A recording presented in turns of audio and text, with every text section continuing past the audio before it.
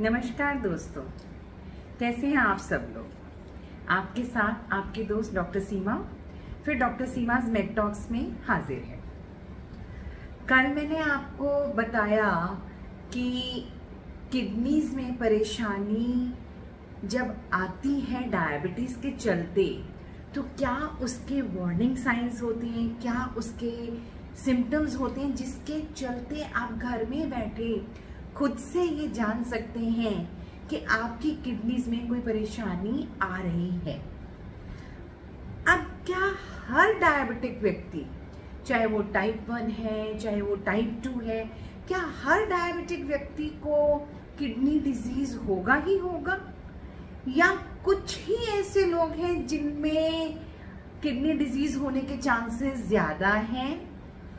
तो वो कौन से लोग हैं जो डायबिटिक होते हुए जिनमें किडनी की प्रॉब्लम होने के चांसेस रहते हैं? तो आज let us discuss this thing. देखिए, कोई भी डायबिटिक व्यक्ति है, अगर वो टाइप 1 डायबिटिक है तो ये देखा गया है कि उनकी डायबिटीज डायग्नोज होने के 4-5 साल बाद 10 से 30% लोग ऐसे होंगे जिनकी किडनीज में कुछ ना कुछ चेंजेस आनी शुरू हो जाती हैं। इसलिए कहा जाता है कि अगर कोई टाइप 1 पेशेंट है तो 5 साल के बाद उनके किडनी टेस्ट और यूरिन टेस्ट या ब्लड टेस्ट के थ्रू उनके किडनी फंक्शन टेस्ट की जांच होनी चाहिए। और अगर टाइप 2 डायबिटिक व्यक्ति है तो जब आप उनको डायग्नोस करते हो, साथ के साथ ही आपको ये देख लेना लाजमी है कि कहीं उनकी किडनीज पे पहले से इफेक्ट आना शुरू हो तो नहीं गया।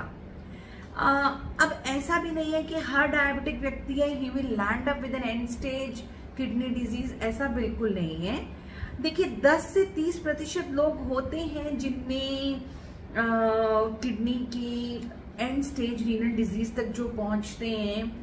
30 से 40% ऐसे रहते हैं जो बीच में होते हैं जिनको कुछ ना कुछ किडनी डिसऑर्डर हुआ रहता है।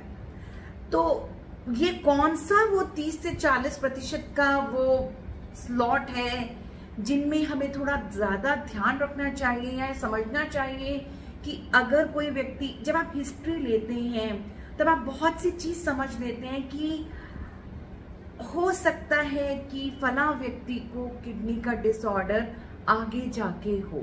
तो ये कौन से पैटर्न्स हैं, ये कौन सा क्राइटेरिया है जो हमको ये बता सकता है कि यस, इनको किडनी की प्रॉब्लम आगे हो सकती है, या this is a slot of people, this is a group of people who can land up with any kind of kidney disease. तो सबसे पहली चीज है, जैसे जैसे आपकी उम्र बढ़ती है बॉडी के सारे सिस्टम्स अफेक्ट होते हैं। अगर आप 60 साल या 60 साल से ज्यादा हैं तो, और आप डायबिटिक हैं, तो चांसेस ज्यादा है कि आपको किडनी का डिसऑर्डर कोई हो सके। There are 6 S to remember. Six S। अगर आपकी सेडेंट्री लाइफस्टाइल है, यानी कि आप एक्टिव नहीं हो, यानी कि आप फिजिकली एक्टिव नहीं हो, तो आपको किडनी के डिसऑर्डर होने के चांसेस, डायबिटिक किडनी डिजीज होने के चांसेस ज्यादा हो जाते हैं। स्लीप, अगर आप नींद ठीक से नहीं लेते हैं, रात की नींद is the most important sleep, जो कि 7 से 8 घंटे की निर्विघ्न, विदाउट एनी बीच में उठना। ठीक है, मेरे बीच में उठने का ये मतलब नहीं है कि if you are going out for your nature's call, that's okay, but आप अगर 7 से 8 घंटे की एक अच्छी नींद लेते हैं तो you stay away from these kind of disorders. और स्ट्रेस, आप स्ट्रेस में रहेंगे, आपका बीपी शुगर बढ़ता रहेगा, तो ज्यादा चांसेस हो जाते हैं आपका किडनी डिजीज होने के। In case you are a smoker तो आपको किडनी डिसऑर्डर होने के चांसेस ज्यादा हो जाते हैं। अगर आप नमक ज्यादा लेते हैं, high intake of salt is one of the culprit जो आपकी किडनीज पर जाके टॉस करती है। अगर आपकी शुगर लेवल ज्यादा रहते हैं तो ऑब्वियसली आपकी किडनी ज्यादा अफेक्ट होती है।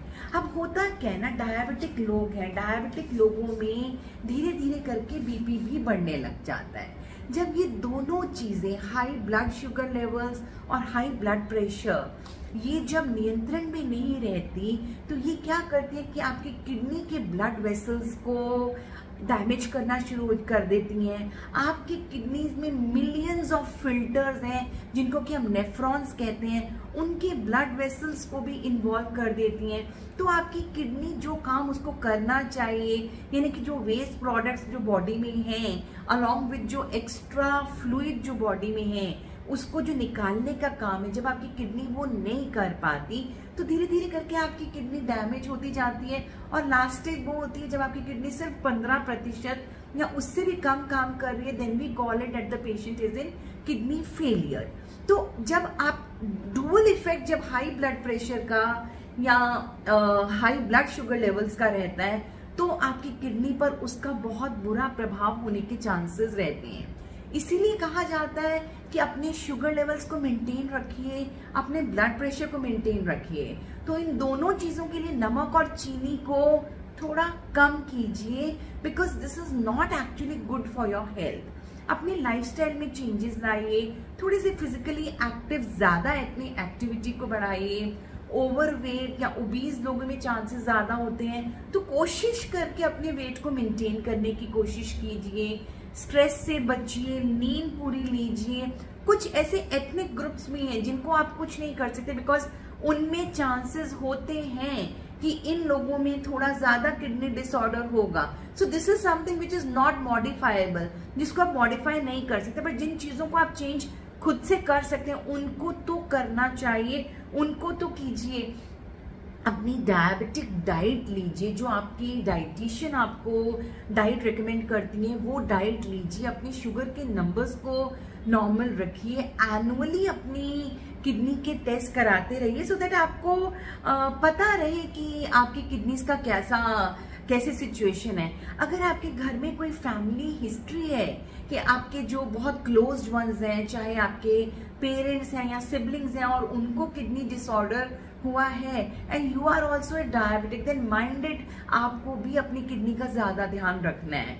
अगर आपको already you are a patient of cardiac patient, आपको कोई हार्ट डिजीज पहले से है, तो आपको और ज्यादा अपनी किडनीज की तरफ सतर्कता रखनी पड़ेगी, क्योंकि एक सिस्टम अगर इन्वॉल्व हुआ है ना डायबिटीज के कारण, तो दूसरा सिस्टम इन्वॉल्व होना बहुत जल्दी हो जाता है और ज्यादा फ्रीक्वेंसी, ज्यादा चांसेस रहते हैं।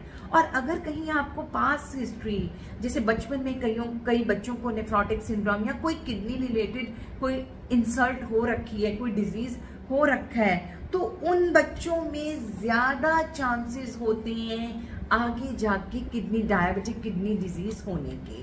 तो ये वो ग्रुप है लोगों का जिन पर हमको थोड़ी सी ज्यादा तवज्जो देनी चाहिए। एक बात दोबारा रिपीट करके जा रही हूँ, टाइप 1 डायबिटिक्स जो हैं उनकी डायबिटीज डायग्नोज होने के 5 साल से हम उनका यूरिन और ब्लड टेस्ट कराना शुरू करते हैं टू फाइंड आउट कि उनकी किडनीज की क्या स्थिति है। टाइप 2 डायबिटीज का हम इमीडिएटली करा के देखते हैं कि उनकी किडनीज की क्या स्थिति है, और फिर उसके बाद हम उनका हर साल टेस्ट कराते हैं। तो ये कुछ बातें थी जो मेरा मन था कि मैं आपसे शेयर करूं।